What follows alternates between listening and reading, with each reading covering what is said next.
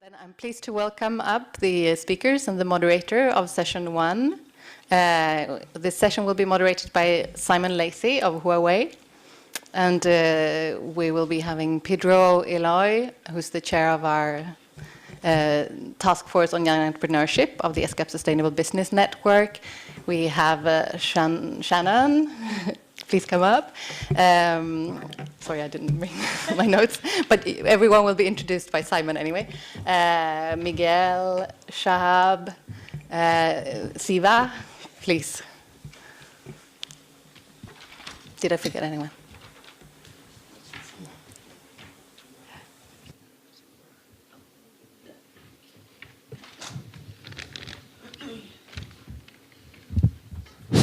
Okay, so welcome everybody. It's great to see you all turn out in such great numbers. So you've got a whole range of different sort of interventions that governments contemplate and execute on the digital economy. And what we want to hear from our panelists is sort of their experiences on whether government is a help or a hindrance, or whether we need more, whether we need less, what kind of interventions we need. So I'm going to start. I'm going to start with Shannon. So you were one of the few female founders of the e-commerce website Orami, aimed at women. So could you tell us about your experience with setting up Orami and the challenges faced, and how you overcame them, and what advice you would give to policymakers, but also other aspiring e-entrepreneurs in the room? Thank you. Thank you. So my name's Shannon.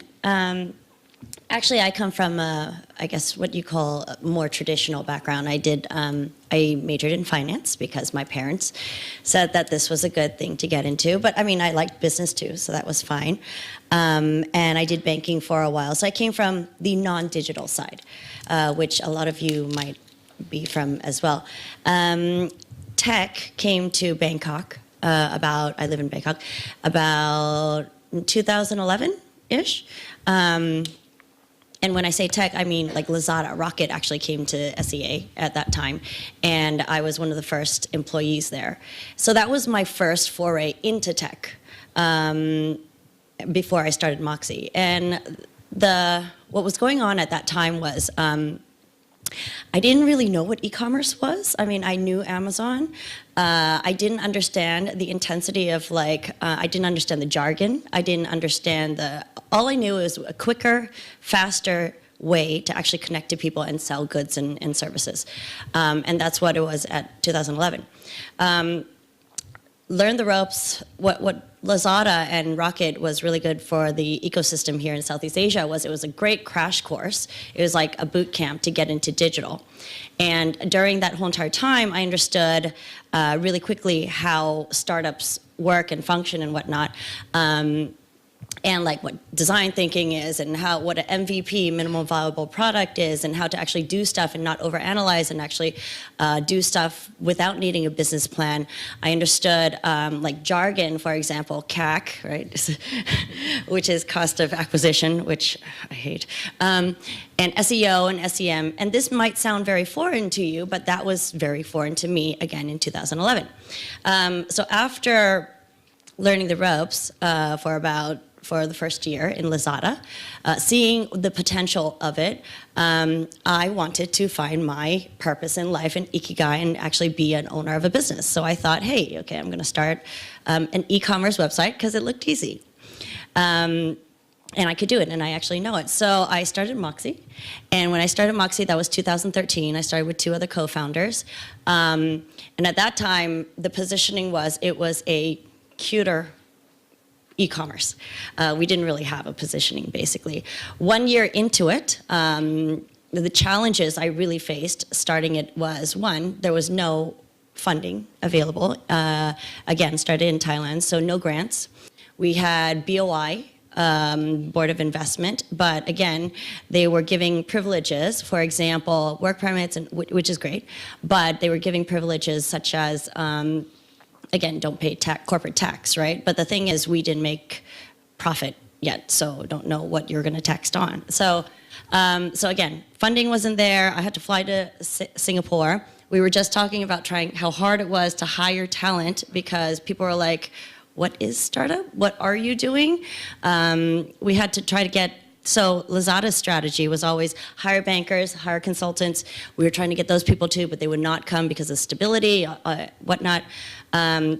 The other challenges we had was structuring. So I didn't have a mentor at that time. I didn't know, even though I came from banking, I guess the downside is I was a bit too cocky coming in because I thought I knew how to raise funds. I thought I knew how to do all this stuff, but like startup is a complete different animal. The way that you do your decks, business plans, there is none. The projections, the metrics you use, the way that you even get funding is completely different. And at that time, there was no ecosystem for this as much.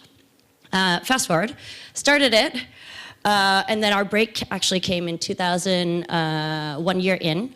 We got acquired into a big e-commerce company. And then at that time, I decided, what we found was most of our customers, 75% were women. And what clicked at that time was, you know what? E-commerce is about to blow up in Southeast Asia. It's going to be really competitive. How do we stand out? How do we do all this stuff? Most of our customers are women. Wait, I like women advocacy. Oh, you know, and there should be a better way to reach.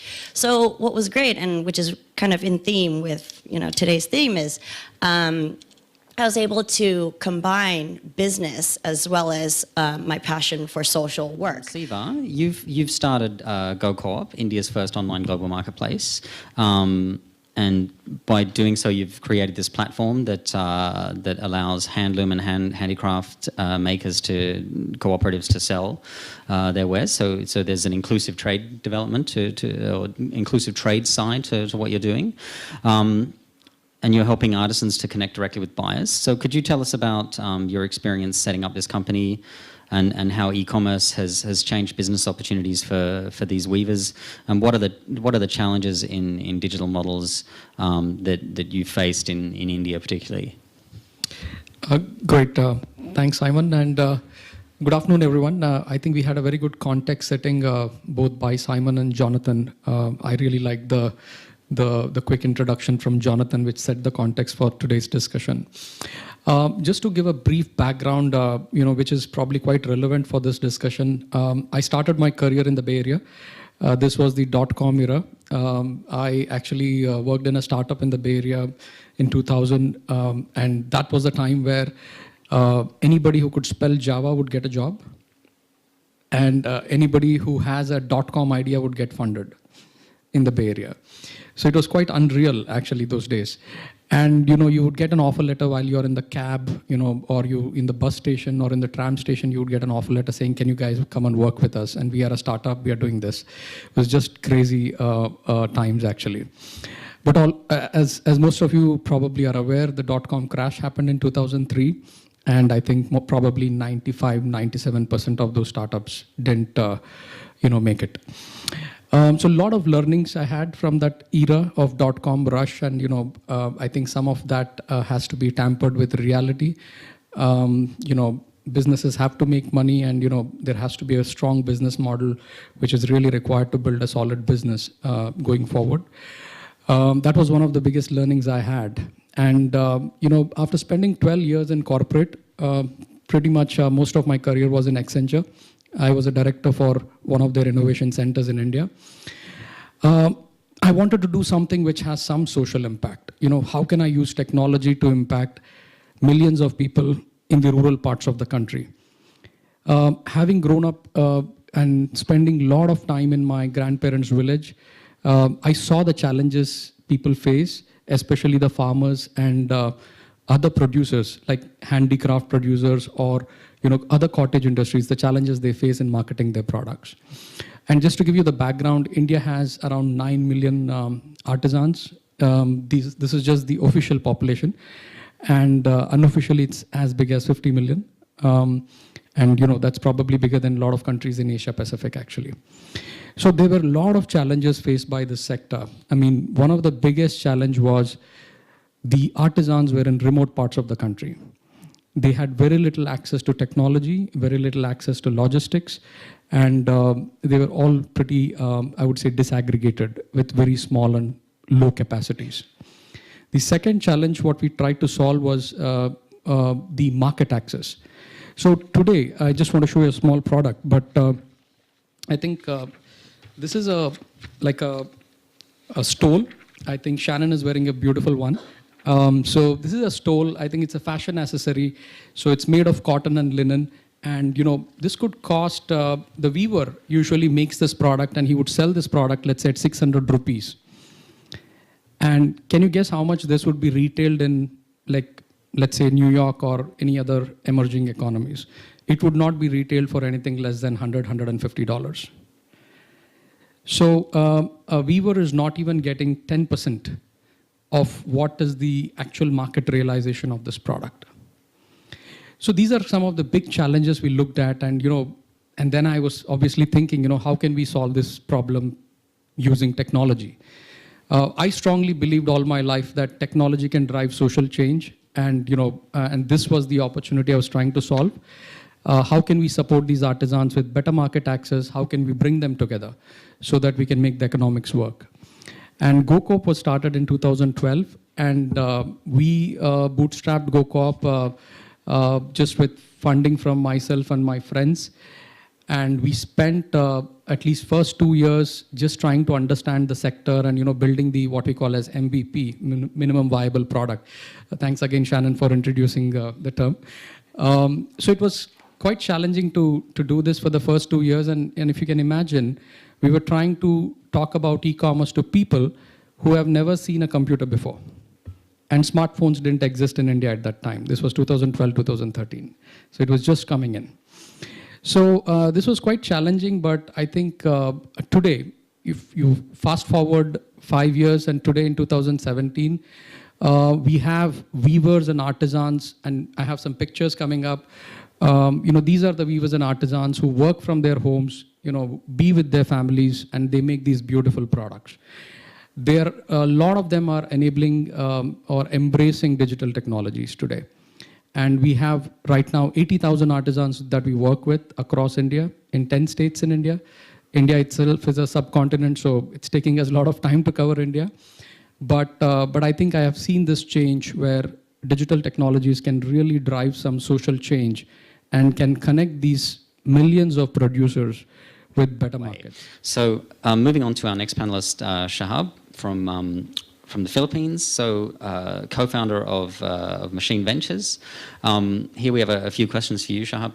So what are the current limitations to growth of innovative companies in the Philippines? What can policymakers do to support such initiatives? What role does the media play to help fuel the growth of entrepreneurship? And what are the expectations from fresh graduates that want to start their journey in entrepreneurship, either by joining an innovative company or starting their own? What are the stop gaps? What's missing? All right. Good afternoon, guys. It's my pleasure to be here, and I would like to thank the organizers for arranging this event. I would like to also mention, Simon mentioned that we will try to tackle the theoretical, but I would love to speak about some practical experiences that we have had setting up companies in the Philippines.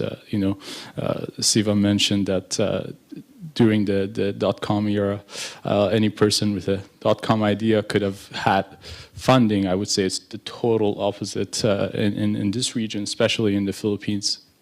So what we do is that we call ourselves a company builder. We try to see what are the problems, what are the challenges that people are facing, and ask ourselves, how can technology be of a solution to solve this at a scalable level, at a point that it just doesn't benefit 100 people, 1,000 people, but it provides that solution for millions of people. And after spending some time in the Philippines, I realized that the solutions that companies make, the innovations that startups have in the Philippines impacts lives at a very sensitive level. We see startups that save people hours of time a day. And that's the level of impact that is very attractive to entrepreneurs who want to solve these problems. And at the same time, there is a plenty of supply for problems and issues that deserve to be solved, that technology can be of a solution. And a lot of the times we talk about how government can support these initiatives, can support these companies. But I think me being a performance-driven person, I would say that what can we do for the government and what can we do for these countries? Because like innovative companies have proven times and times that they are able to solve very big problems. And I think what the policymakers and what the government and what the government can realize is the fact that innovation can happen even in the government itself. When in a country like the Philippines, in a region like Southeast Asia, where there are issues with traffic, with pollution, with creating jobs, and with employment and economic growth and education. I mean, there is a countless list of things that we all can solve. And I think entrepreneurs deserve to have a chance to take a look at these problems and try to solve them. Government can be more inviting to say, these are the top major problems that we have in different industries. These are the problems that we have in the economy.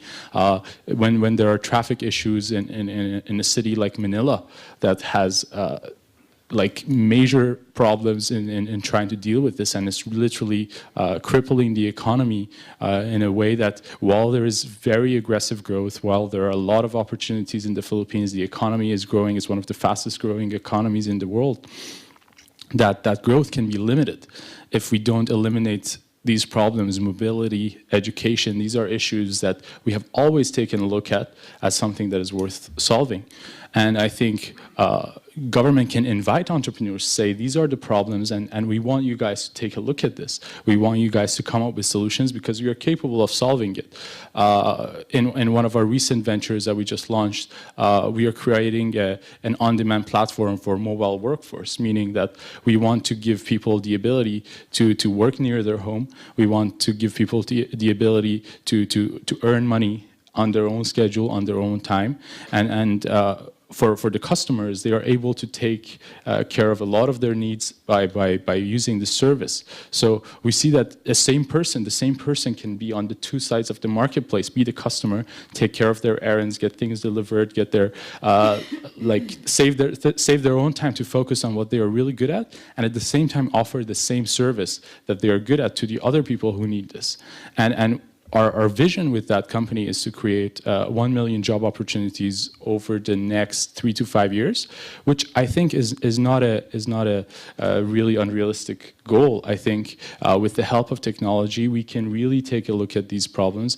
We can solve a lot of things, and I think instead of focusing on raising awareness and throwing startup events and pitching competitions, government can really embrace that sense of innovation at a deeper level. That we don't need to have tax holidays, as Shannon mentioned, when we don't make money. When there's no profit in the first 2 years, first 3 years, of course, the tax holiday literally ends the moment that you start making money. So a typical business doesn't really take advantage of that, but we can see that innovating things and solving problems using technology can happen to almost every single industry, to every single problem that is out there. And I think there are tons of eager entrepreneurs who would like to take a chance and solve these problems, and at the same time, a lot of people that would benefit from these things. So Miguel Lopez, Vice President, Product Line Management Applications at Dialogic Incorporated USA. So how does the latest technological development help young entrepreneurs get their projects off the ground and accelerate their growth? And what do you see as the main challenges for entrepreneurs? What is your advice to overcome them? Thank you. That's a great question. Thank you very much. Thank you for the organization for having me. So the paradigm has shifted tremendously over the past couple of decades. It started with the .com, which though it failed, but it helped establish the base to what we have right now. I think the base for all of this is the internet access. Without the internet access, most of these startups, and again, even though most of these businesses are not related to technology, like, for example, handcrafting, still you need the internet as a channel to convey those businesses. Not every startup is related to digital, but definitely needs the digital to get there. So that was the start.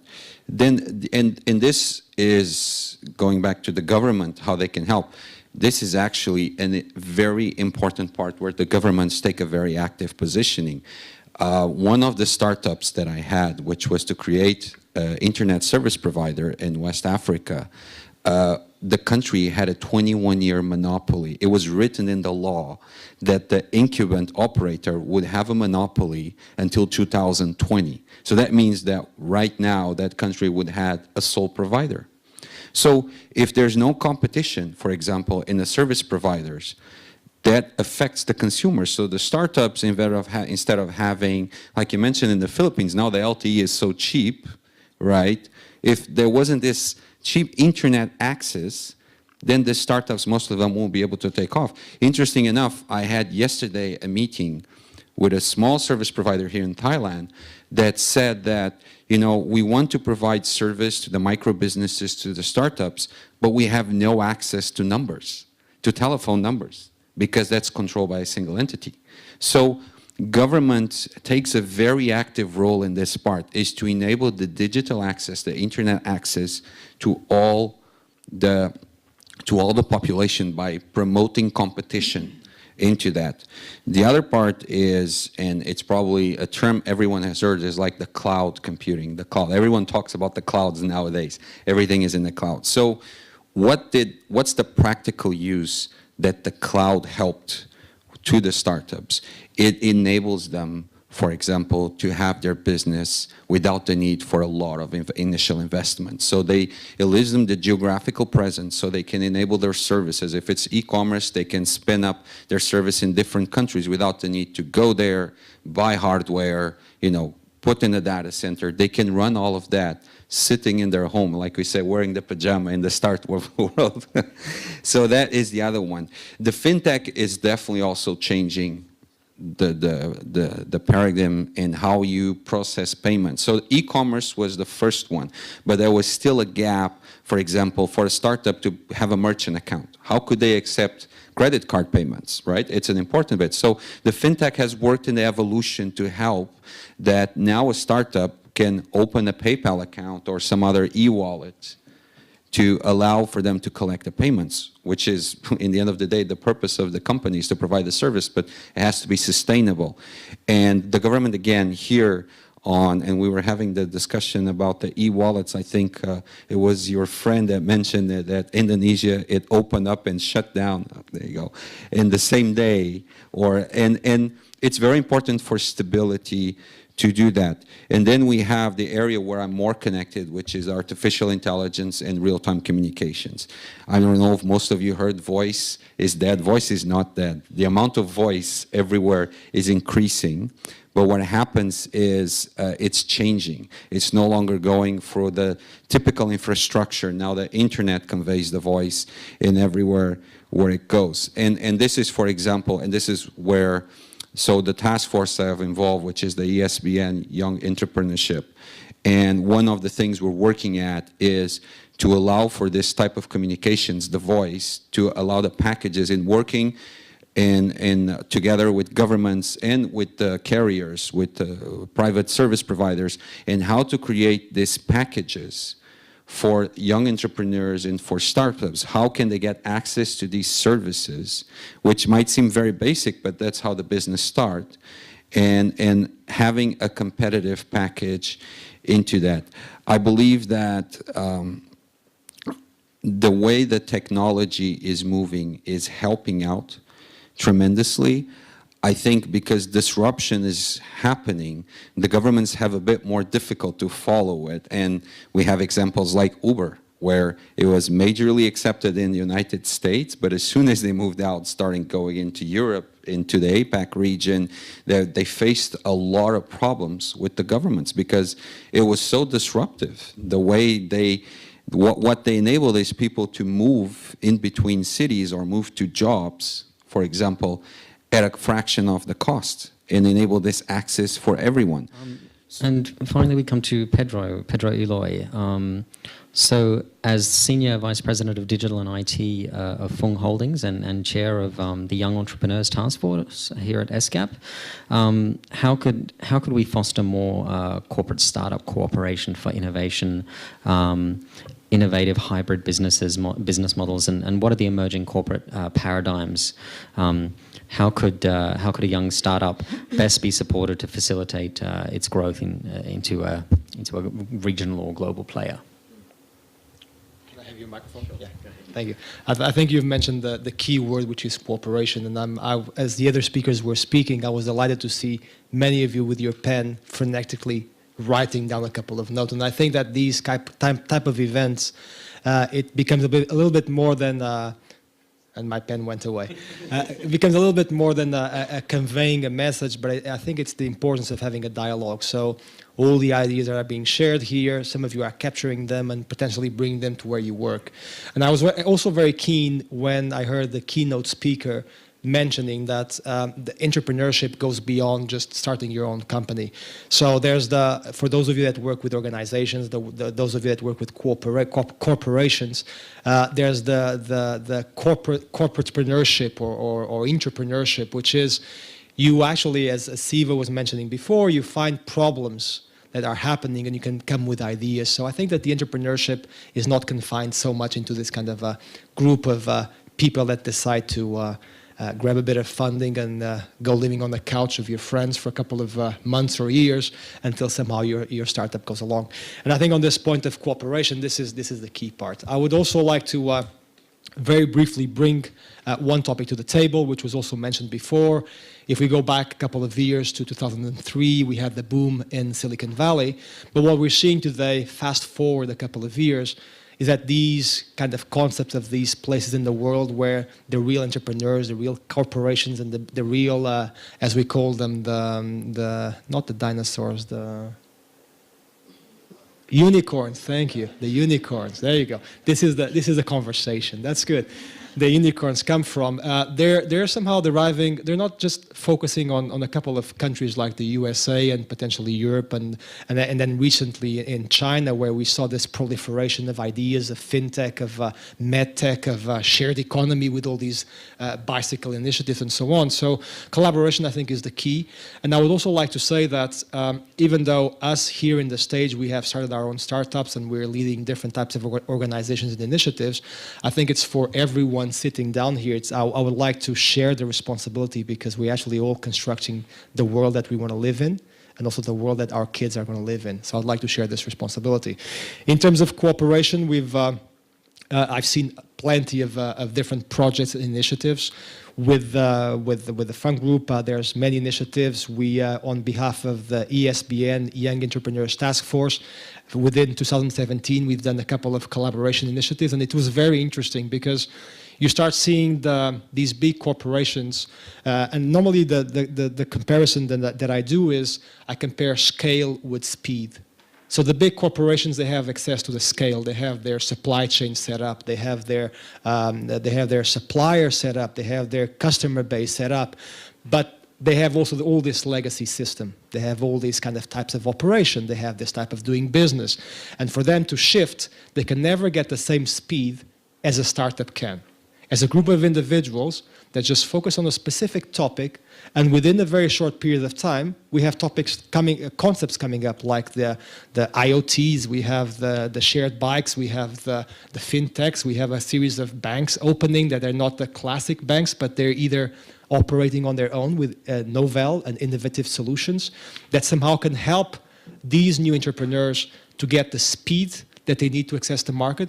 As Miguel was saying, to also get the tools to access the market. I mean, in the first stage was the internet. Without the internet, it was very difficult for you to operate as a small business within your region, within your sub-region, or even globally. The internet changed the game, and the access to the internet on our mobile phones changed the game. I mean, you can be on business wherever you are. You don't have to be in an office with this high-speed internet that comes through a telephone line and so on. But we also see that these types of cooperations between the corporate world and the startup world is going to be more and more common. Within the task force of young entrepreneurs, we've done a very interesting initiative with Citibank. This was done in Hong Kong, but with a scope throughout Asia Pacific. And what Citibank wanted to do was, we're seeing a huge shift in the way that banks are operating, because not only with all these incumbents of fintech and so on, but we also realize that we have a new generation of users. We have a generation of users that want everything on their mobile phone. Security is paramount. And we also want things fast. Okay, so if you want to open an account, if you want to have another idea for a startup, we want to be able to, in a short period of time, to kind of get things up and running and doing business. Otherwise, we have to say to our customers, love doing business with you, but you have to wait for 6 months until we get the money in our account. Okay, so we're seeing this type of cooperation. That in the case of Citibank, what they were doing, and we collaborated with them throughout Asia Pacific, was they were opening their retail banking to a cooperation with startups in a way that they could get this innovation and this speed in a way that this big bank or these big corporations would not have the resources inside. We also did other events with other companies and organizations like the Alibaba Venture Fund and Google and so on, and Cyberport in Hong Kong. And what we're seeing is that we're seeing this support or this collaborative work in two ways. In one hand, we're seeing that the startups are leading, and they do the collaboration amongst themselves or amongst the corporate world. Normally, this is translated in terms of acquisitions. So the big corporations will see that a startup is doing something that could be quite meaningful within their realm of business, and therefore they will go and acquire.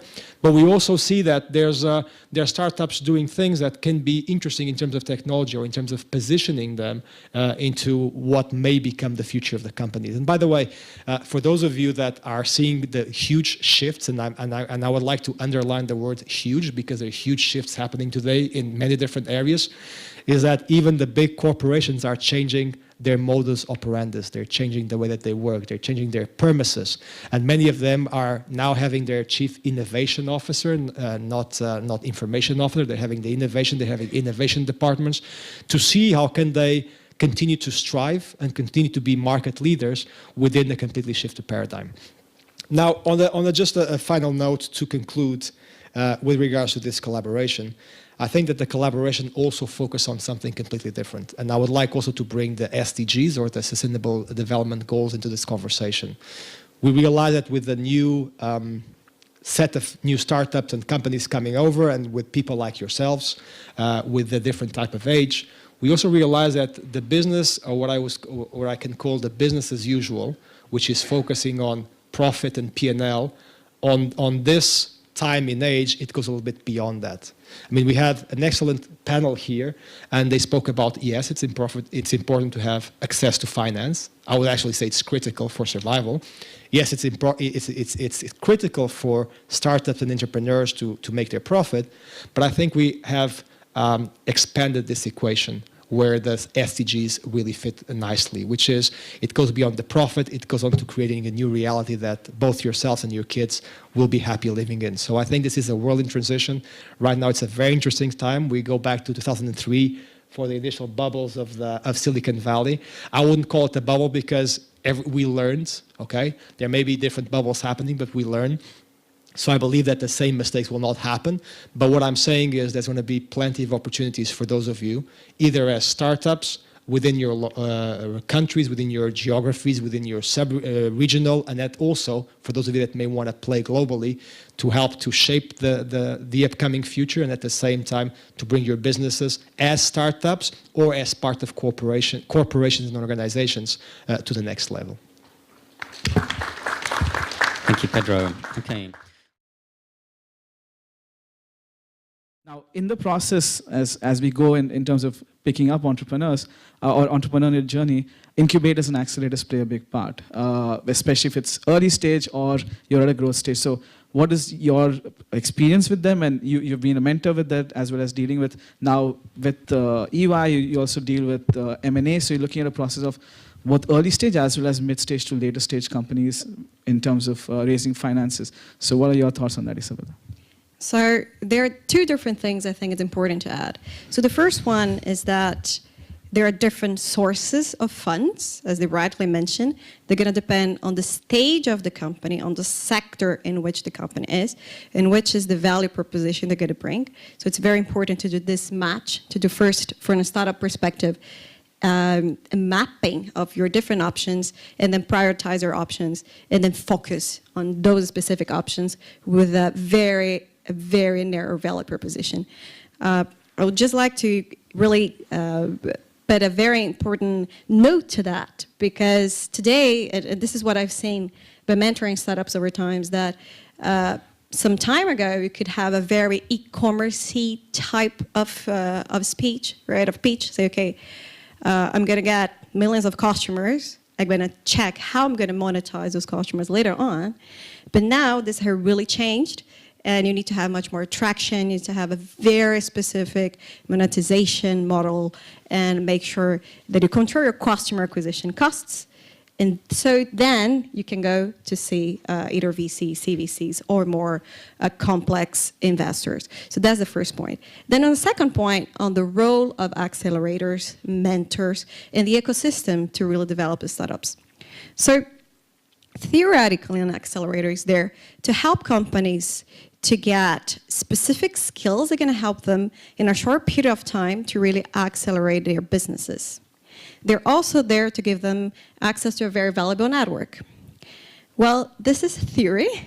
In practice, this is not necessarily the case. So the model is under scrutiny. We've seen, even in the region, some well-known accelerators closing, or we hear rumors of some other accelerators that will close because it depends on government funding, and they don't have any success up to now. One might argue that this is because this is a new model for the region, which is partially true, but this is also because when you look at the different accelerators that are out there, many of them, they are just trying to teach startups very basic skills that apply across sectors. They're important, absolutely. You need to know how to do your business plan, your pitch, et cetera, et cetera. But oftentimes you need much more than that. You need sector knowledge. You need to have access to more senior people. And this is not necessarily happening. And on the point of people and accelerators, a lot of people sign up to be mentors, right? I'm a mentor in this accelerator. So, but what I see across accelerators is oftentimes there is no clear mechanism of matching accelerators with startups. And this creates a problem because most mentors are there to help as, you know, you're volunteering for them, right? So if the accelerator does not give us visibility to what they need, well, I might be proactive, but it's more on the accelerator side or startup side to be proactive to try to find me and try to find how we can work together. So this matching mechanism is very important. It needs to be a little bit better than it is today. So the second point is about aligning interests. Once you matched a mentor with a startup, oftentimes interests are not aligned, right? Because you're investing time in this startup. What are you getting out of that, right? So I've seen some accelerators thinking about different models, maybe like a fee-based model, maybe sweat shares. So these are the shares that you get by doing some work with a company. So you earn that because of the work that you give. So any type of model might work. It depends really on the context. However, this alignment needs to happen. And it's really up to the accelerator organization to do that, or to the startups to be more proactive to really make this model work. Shia, you've also building tools for how to access investors as well as mentors in India with your firm. So do you have any insights on how these tools, what are the tools that you're using and how they've been helping the companies to build themselves up? So, yeah. Keep it closer. So at SDGs, we've come up with a commercialization score. So we're building scores to kind of help VCs and mentors sort of understand the startup better. At the level of VCs, a lot of time decision making of putting money in the startup is very, very intuitive, right? So even if they're part of the sector, you're talking about something which is going to be successful 5 years from now, and how do they really make sense of it? So we've collected. So we followed a very interesting process. We collected data from 100 failed startups, 100 successful startups, and then sort of did some analytics in it and built a machine learning software which, you know, kind of gives scores on various aspects of those entrepreneurs, and that the score could be used by the entrepreneur and go to, let's say, a VC, or the VC could use it to, you know, sort of skim through the kind of deals he is looking at.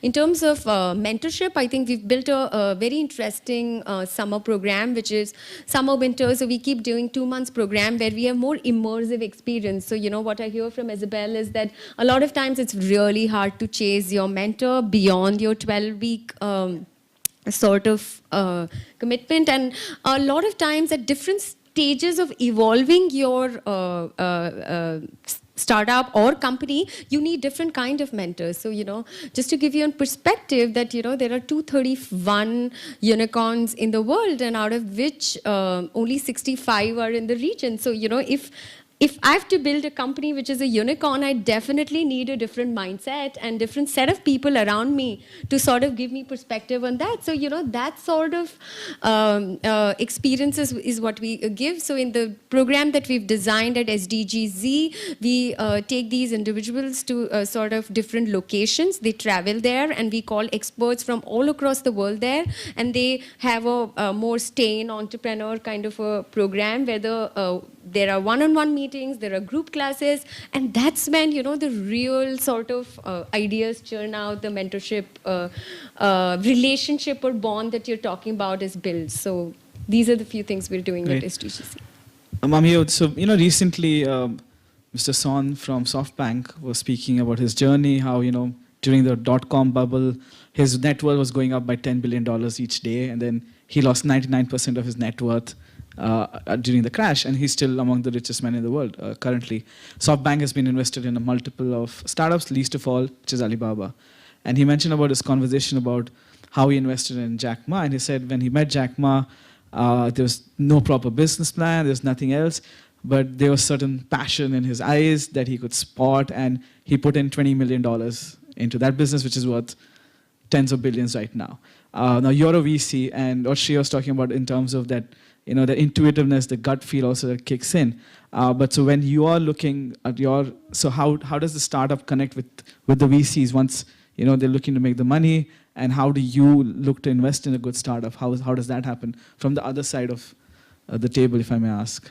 So basically, how do they reach out to VCs, and how are you evaluating them, and how is that connection made in terms of what are you looking at to continue mentoring for longer terms? So, yeah. Right. I think each VC, they have, as I mentioned previously, we have different investment thesis. But as for 500 tuk-tuks, we believe we put a lot of small check size to a lot of companies in every sector, because we focus on diversifying our risk.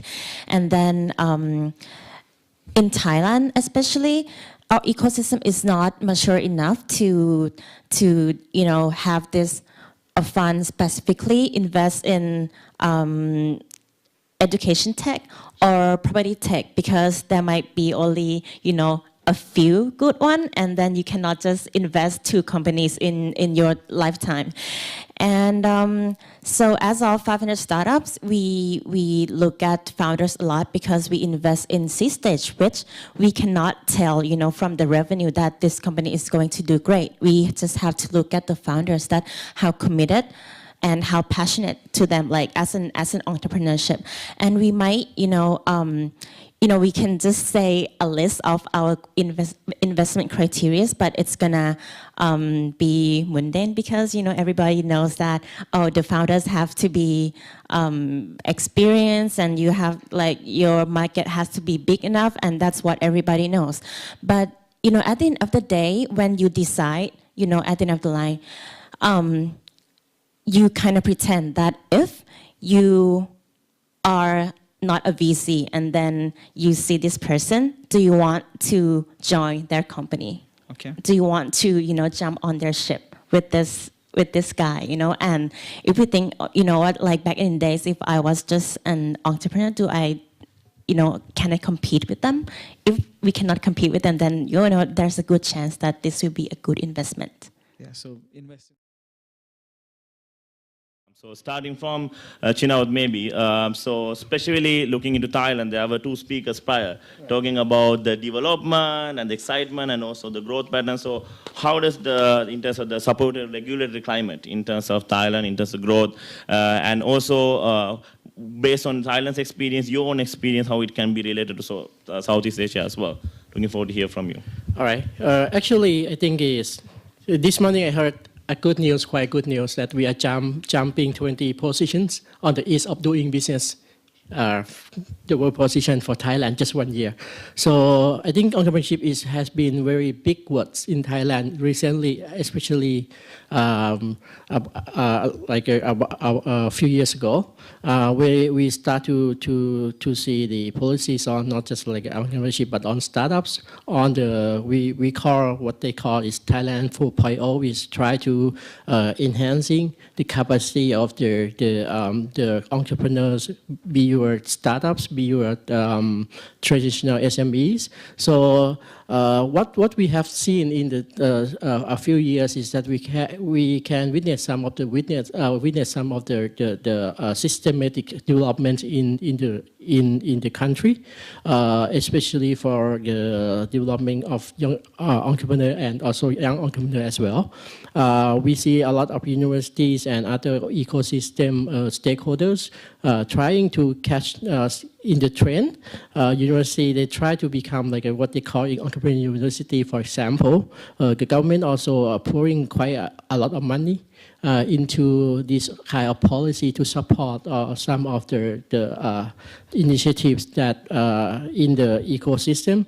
And before that, I think in the previous panel you mentioned, there are some of the fragmented system in Thailand before. If you came here a few years ago, you will see that everyone is working on their own. There's not much interactions between government, between institutions, between private sectors. But right now they are moving towards working together. More dialogues is coming. Like Mamio just the previous panelist mentioned about Thailand doesn't have even something like the laws that's supporting or supportive of the development of entrepreneurship and startup in Thailand. For example, like convertible notes that we cannot do. It used to be the rights that assigned to public company only. The government, the cabinet just 2 weeks ago passing through the laws to also allowing private companies to do convertible debt, earnings stock option, and those kind of financial tools that also available in other countries. So I think it's that's the government side, public side, private side, even the big corporates, they see the need that we have to change into something. Otherwise, we will lag behind for the development. We are so-called in the middle income trap for a long time. And we have to enhance our capacity to build more talents and those kind of things. So I think it's, what we can witness is that there are a lot more systematic development into entrepreneurship and innovation in recent years. And I think youth is the focus that we also try to look at as well. Yeah. Thank you so much. I think then you got some latest updates now. I think 2 weeks back, some exciting news coming up. So that's really well. I think we saw like Startup Thailand and Digital Thailand Big Bang. There were a few initiatives came from government supporting the ecosystem. So I hope that 20% jump, that's a big leapfrog. So thank you so much on that. Hopefully that more questions will come from. So moving into Myanmar. So how about the landscape in Myanmar and in terms of the organization and the role that it's playing, especially with it's a country that is everyone's looking forward in terms of development. So what is there? Share with us. Okay, Myanmar is quite interesting country. So we are the part of ASEAN. We are part of the GMS. We have 52 million people. Especially our digital transformation is began in 2011. Officially is 11. Because of internet era is only started in 2001 when I started my internet company. And because of the last few decades, everybody know that it's a military regime. And after the civilians lead government, they refound all the liberalization of the telecom. So in 2013, there is only 8% of people have mobile phone. Now over 100% of people are already in mobile. And luckily, and 80% of all mobile internet are internet connection. And then and with the smartphone as well. So due to this big changes. So digital's era is really transforming faster than what we expected. And another thing is in this new government's NLDs is in powers in 2015. They announced that is 12 economic policies for the whole country, Myanmar economic policy. One of the policy is establish technical systems and procedures to support the intellectual property right. It can encourage innovations and development of advanced technology. So it means that the government is really supporting for technologies changes. So another thing is in Myanmar. So we have a lot of people, young and youth. We have a lot of millennials in generation X. These people are really driving into the economic factor. And for me, for myself we are doing one of the app is called Dr. On-Call app. So this is also we are supporting UN SDGs. So goal number 3 is ensure that it's a healthy life and promote well-being for all at all ages. It means that it's a difficult asset for all the rural people cannot access the medicals and health information through to this app. So everybody have a universal access of the healthcare in Myanmar. So not only this, but also all the youth have been creating the digital platform for the government, digital platform for the public, transportation system, its mobile app, etc. So another thing is recently, and what they found is the government found another is called a Digital Economy Development Committee. So this committee is initiated and led by our vice president itself, and there's a lot of the cross ministries are involved in this digital committee. So this digital committee will be, enabling all the government's system to be digital, and also promoting, all the Myanmar the business to the digital economy in Myanmar. So this is because we are really appreciate and happy that its government really interest and support the digital economy. And on the other hand, as MYEA, it's Myanmar Young Entrepreneurs Association, so we are the most active association in Myanmar, and supporting to all the young entrepreneurs to enable to get a more access of finance and to get all their networkings and connectivities each others, and to support is a nationwide, not only in Yangon but also we found a few regional association, and also in MYEA is a part of our AYEC, ASEAN Young Entrepreneur Council, and ASEAN Young Entrepreneur Association. So this is we connect the digitalies in Myanmar. Thank you. Okay, thank you so much. I think it's over 4 years, 8% to 100%. So that's a big change already. I think the economic value output is coming up. I think it's echoing. I think both governments are having this the cross-ministerial, both in terms of development in this field. So it's good to see some of the activities taking place. So moving into Indonesia. So Hans, what are the regulatory environments in Indonesia for the startups ecosystem, and also what priorities, because Indonesia is with the capacity it has and also with the bulge, youth bulge over there as well, what should be the priorities that should be focused on as well? Yeah. I think as with anywhere in the world, the regulatory environment in Indonesia is still playing catch up to the startup sector, and particularly digital startups. But I think in Indonesia it's more a case of the absence of regulation having helped rather than anything. In Indonesia, we have a propensity to kill with kindness and to over-regulate. So it's been a positive that the fact that the regulatory system has not caught up yet has allowed companies to sort of freely operate in a huge sandbox. Recently, we've seen the desire from the central bank and the Monetary Financial Authority to give a more closely regulated area, particularly to fintech. So they have actually gone and installed a policy sandbox for fintechs. But I think outside that area, it's still pretty much a blue sky for startups.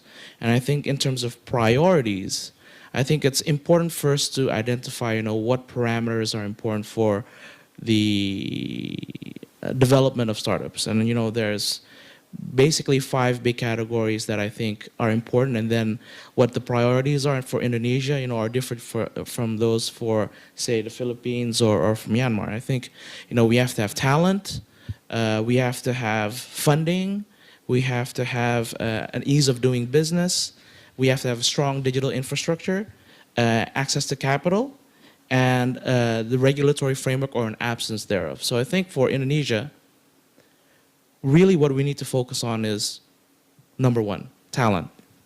And I think Indonesia and the recent success we've had in the startup sector sort of is mirroring that of China a little bit, where we have a huge amount of the well-educated, foreign-educated middle class coming back to Indonesia and then picking up, things that they've seen over there and then implementing those in Indonesia. Some of our unicorns, well, the one that's been in the news very much recently, is from someone that has been educated in the US. And I think some of our friends here on the panel obviously are also foreign educated. So this huge, reversing of the brain drain is very important, but you can't just rely on that. You need, coders, you need people well trained in, science and technology, engineering, medical sciences. I think that's really got to be the primary focus for Indonesia. Spending on research, spending on training, and then making that training real, and not just teaching theory, but making it implementable in real life. Teaching them to work rather than teaching for theory's sake. I think that should be a primary objective for Indonesia. Thank you. Thank you so much. And do you want to highlight something about the organization that you work on? What are they doing as well on this field? I'm very lucky to have 2 fellow colleagues on the ASEAN Young Entrepreneur Council. And I think to simply explain the role of HIPME in Indonesia is that we're the apex organization for young entrepreneurs. And to be in that organization, you have to be an entrepreneur. You can't just be someone that owns a talk shop or something like that. And I think we're primarily for people that are SMEs and smaller, although we do have, billion-dollar valuation CEOs in our organization, but that's certainly not the norm. And we exist to sort of help economic uplift through entrepreneurship. And then, our graduates, because we age out at 41, generally go on to the Indonesian Chamber of Commerce. And what we're doing also is helping, and this is another important thing for startups, to help entrepreneurs look beyond the borders of Indonesia and more into the wider region and globally. And that's why it's very important, for us to be able to say, if one of my members wants to do business in the Philippines, I just call up Mark and say, hey, bro, I've got this one member and he wants to do business ABC.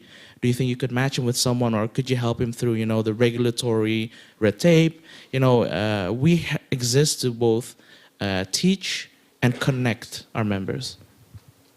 Thank you so much. I think it's good to see that there's beyond the borders, there's a lot of interaction from the government sector. I think me and Chinawat was part of this from the Malaysian government, also beyond borders in terms of ASEAN collaboration and how governments can work together in terms of policy environment, but also supporting young entrepreneurs. But also echoing the word again that, entrepreneurs lead in this entrepreneurship dialogue rather than being talk shows, but really hands-on action. Thank you so much for that. So then moving into Philippines then. Mark, tell us a little bit about, again, about the context in the Philippines and also the government the action plans in terms of supporting startups, but specifically on your ASEAN Young Entrepreneurs Council and how you guys are supporting the ecosystem over there in terms of collaboration. Would like to hear from you. Yeah, sure. Just going, adding on to what Hans mentioned. So the Philippine Young Entrepreneurs Association works much like HIPME from Indonesia. So since the establishment in 2015, PYEA is the official representative of the Philippines to the ASEAN Young Entrepreneurs Council. So we're also recognized by the Department of Trade and Industry as well as the ASEAN Business Advisory Council. We work as a national platform for promotion, networking, and engagement of young entrepreneurs, for deepening and sustaining the integration process of the ASEAN Economic Community through participating in events like this and other ASEAN-related activities. I want to touch on an event that we recently had back in September 20 of this year. It's called our flagship event of the ASEAN Young Entrepreneurs Council. It's called the ASEAN Young Entrepreneurs Carnival. This was spearheaded by Malaysia in 2016 by Malaysia Association of ASEAN Young Entrepreneurs, and so our event, because the Philippines is the host of the ASEAN this year, it was held in Manila. And we hosted more than 1,500 young entrepreneurs and over 200 delegates from ASEAN member states.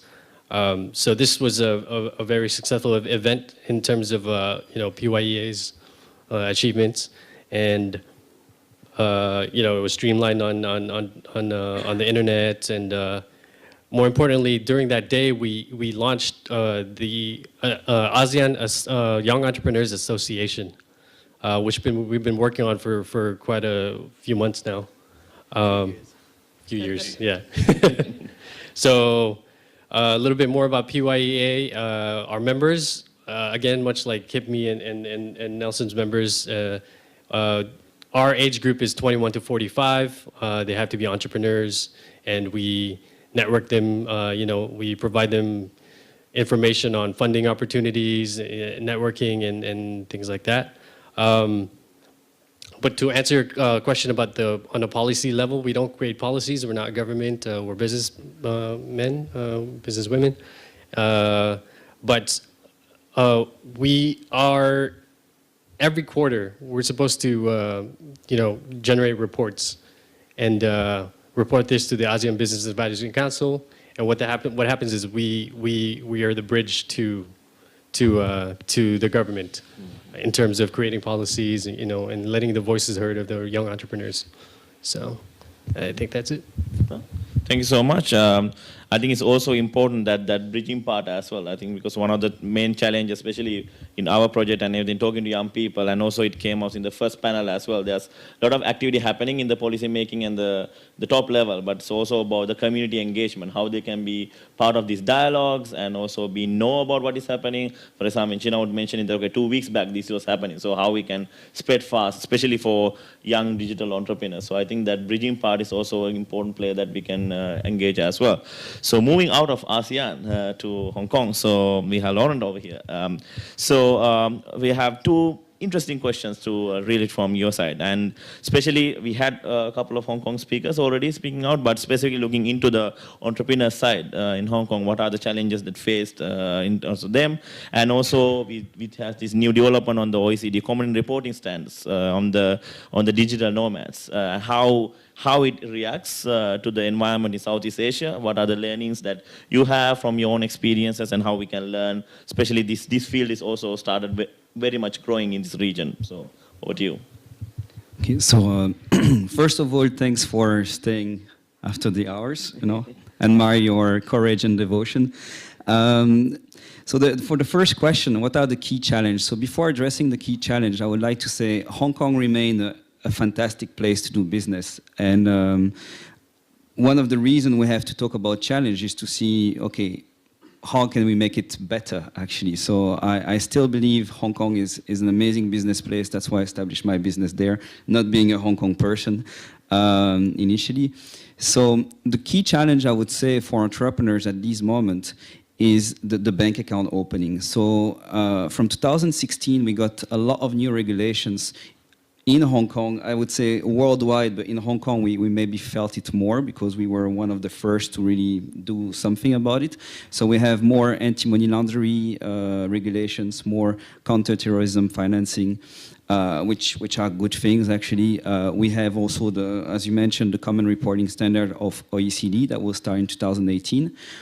We have FATCA that is there for a long time, but this is not really coming from the government. It's really a deal between US and the banks.